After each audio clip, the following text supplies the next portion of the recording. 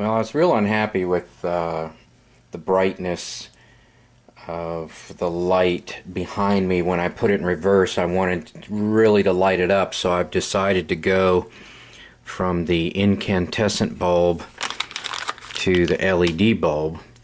And of course, unfortunately for LEDs,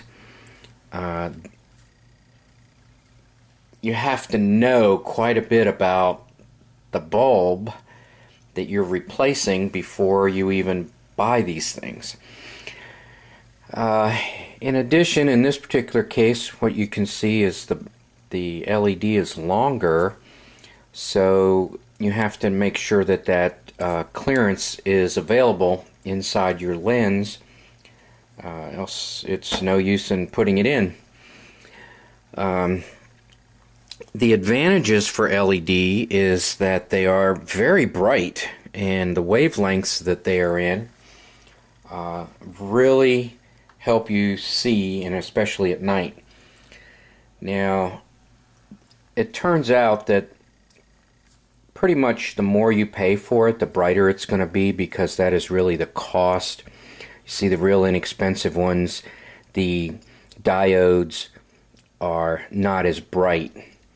So the brighter, or should I say the more spectrum that the LED puts out, the more expensive it is. Also, for an incandescent bulb, it's 360. It's all around. That filament burns bright. It's all colors. It's white light. And it's all around. Where the LED is directional. The reason they have to put all these different LEDs in there is because that beam is coming out, straight out, a little bit of a flare to it. And also the color is not all of the colors. They're spectrum. These white ones are actually in the blue range. So you have to be careful when replacing color bulbs. For example, stoplights. If you're going to replace your brake light bulb, more than likely you're going to need a red LED. Now, you would think that the red would filter out the red LED, the red lens would filter out the red LED, but in fact it doesn't. And then there's the base. You really need to know that you're purchasing the correct base. What's going on here is you have these little ears on here, and these are 180 degrees out. But there are some European cars where the other tab is a little bit off. It's like 130 degrees. So you have to be careful of that. And then light bulbs, brake lights sometimes have two connectors because they are double filament.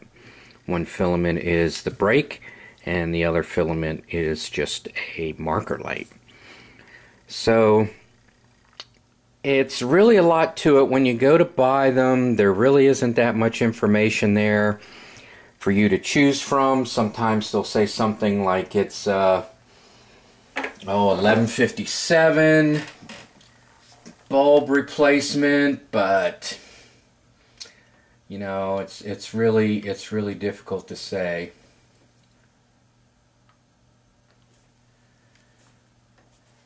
You know, they'll call this base a BAU15S. Now, how the heck are you supposed to know what a BAU15S is? And then what you also need to know is, well, I have a 1056, or I have a 5009, or I have a 7507 bulb, or the user's manual says I need a 7507 AST.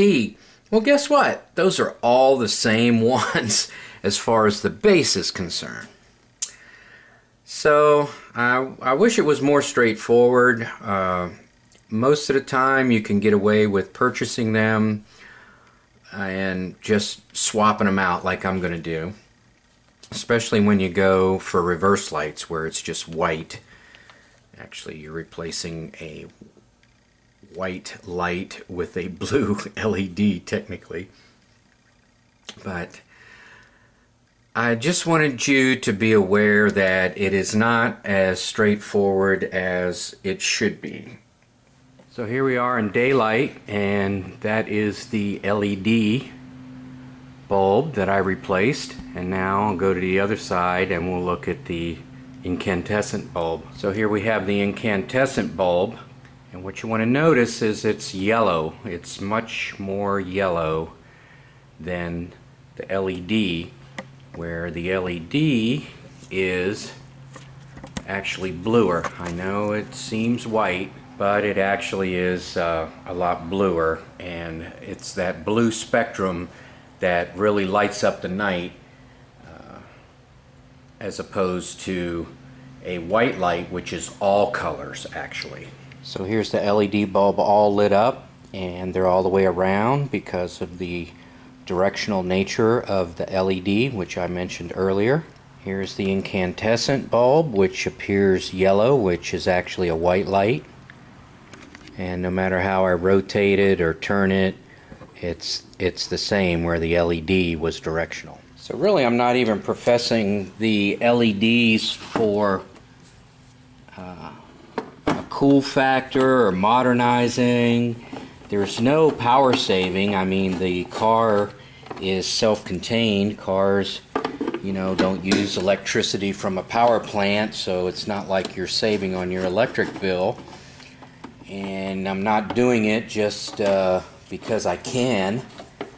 This is really a combination of safety for me and just I just feel more comfortable seeing light behind me as opposed to a dim background that's there just because reverse lights are required, or you know, it's really to help me see when I'm backing up. So I'm going to take the car in and out of reverse so you can see the difference between the brightness and the darkness.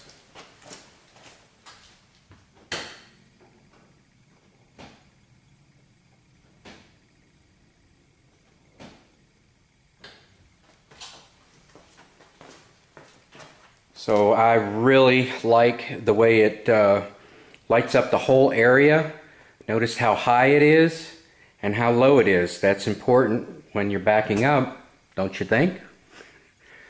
Well, anyway, unfortunately, these LEDs are not straightforward. 99% of the time you can buy them, replace your backup lights, and everything will work just fine. Be very careful if you're replacing color lights, like if you have a yellow tinted lens, you're going to need an amber LED. If you have a red lens, you're going to need a red LED. And then if you have a clear lens and it's a turn signal, you're going to need an amber LED. So just think it through and pay attention and enjoy LEDs. They're the wave of the future. You're going to see them more and more.